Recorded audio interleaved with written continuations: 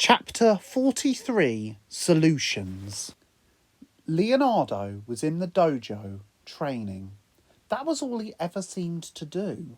At least, that was how it seemed to Michelangelo. Morning, noon, and night.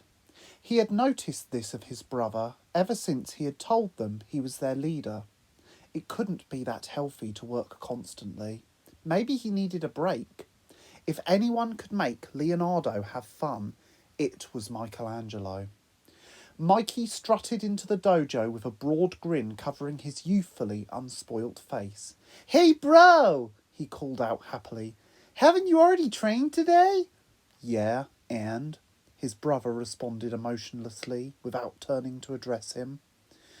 "Well, we could do something else. Want to play a game?" "No," Leonardo said bluntly. "Are you sure? We could play battleships or backgammon," Mikey suggested. "I am fine, thank you," Leo vaguely answered.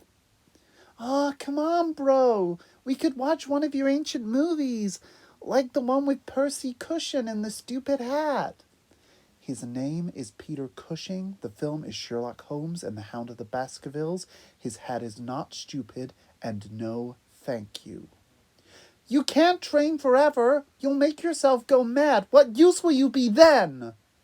"Just leave me alone, okay?" Leonardo then continued to punch and kick the air with immense strength and power. Michelangelo walked off to his bedroom where he found Donatello reading a book called The Brethren by John Grisham. "What happened to the Steve Hawking book?" Mikey asked. "Stephen Hawking and I finished it. Unlike you, it doesn't take me years to read a single book." "Leo won't stop training," Mikey glumly commented. "He does seem to be overworking himself." Donatello pondered this and then grinned. "Well, just because he is overworking doesn't mean we can't have fun. Come on, let's have a race on the PlayStation. I promise not to beat you this time," Donatello added, closing his book as he finished the chapter. Just as Donnie and Mikey left to go and set up the PlayStation 2, they heard Master Splinter having a rather peculiar conversation with Leonardo over his training. A strange situation indeed. "I have been informed by an anonymous entity that you have been training nearly non-stop for the past week," Master Splinter said. "Michelangelo, I will end you for this!" Leonardo spat in his now cowering brother's direction. "Yeah, this ain't his screw-up, it's mine." The voice of Raphael came from just outside the meditation chamber. "I notice when things ain't right with you, little bro." "Don't call me that," Leonardo growled.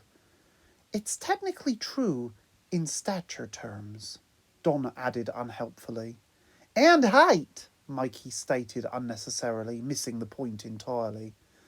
"Stature means height," Don said to Mikey whilst face-palming. "Hey, I learned something," Mikey said happily. "Do another one." Master Splinter rolled his eyes.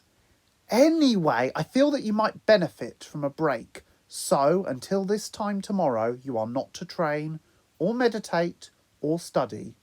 Do what you want to do for a change."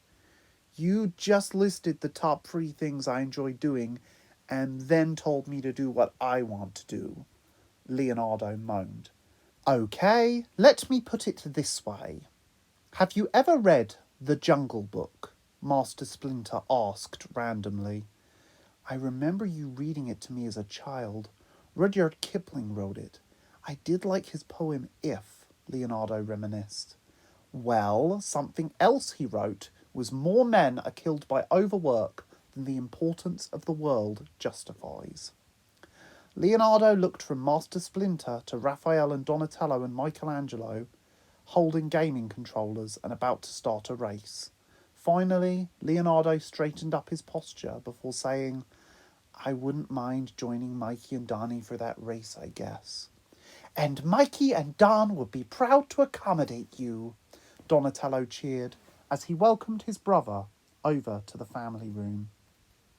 After 2 days, Donatello had finally had a breakthrough with the serial number on the mutagen canister. It had been written in a code which had taken him longer than he cared to admit to crack, but at least he had figured out that the mutagen had been sourced from a factory about 20 minutes north of April's apartment.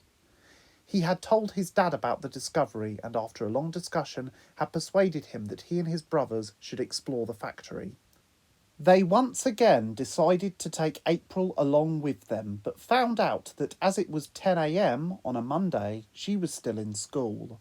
So instead, they spent the day preparing for any eventuality that could befall them that evening.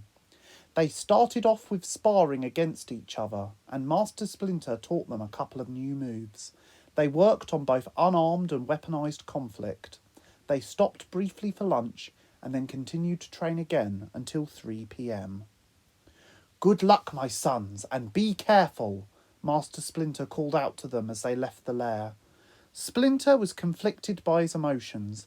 Part of him knew he was doing the right thing and that he really was too old to be fighting alongside his sons, but another part wanted to be there and protect them from anything. The deepest, darkest parts of his mind wandered to whether he may or may not even see his sons alive again. He thought it best not to worry about such things he could not realistically change, and strolled into the meditation room to try and relax himself. Meanwhile, his sons hid in an alley next to April's apartment building. "Hey, don't step on my foot, Mikey," Raph grunted. "Sorry, that was actually me. I can't see a thing down here," Donnie replied. "Why am I always the first one to be called a screw-up first and blamed and all that?" Mikey wondered aloud.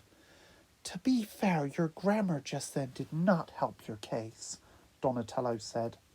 "Shh, stop talking. We are supposed to be ninjas, not guests on the Oprah Winfrey Show," Leonardo moaned. "Can you at least be up to date when you insult us? That show ended 2 years ago, dude," Michelangelo sulked. April walked past the dark alley, and much like her first encounter with Raphael, could only make out the vague shapes of the turtles. She did not know where they would take her. She did not care, to be honest. Life with them was addictive. She got to be with true friends whilst fighting for a better world. She could not imagine any reason why she would want to give up such a hobby. She did not want to think of a reason.